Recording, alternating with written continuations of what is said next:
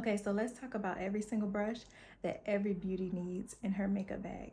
First, I'm going to start with this one. This brush is called a foundation buffer brush. And what you want to do with this brush is apply your foundation with this brush. It's a really good blending brush. So if you need to blend any creams or liquids, this is going to be your best friend. Next up is the concealer brush.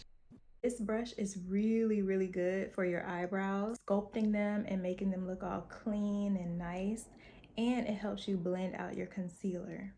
Next, let's talk about the powder brush. This brush is really good for applying your loose powders, for setting every area that you applied your concealer. Now, this next brush is one of my absolute favorites. I cannot go without this brush. This is the contour fan brush because it really helps blend your contours quick and super easy.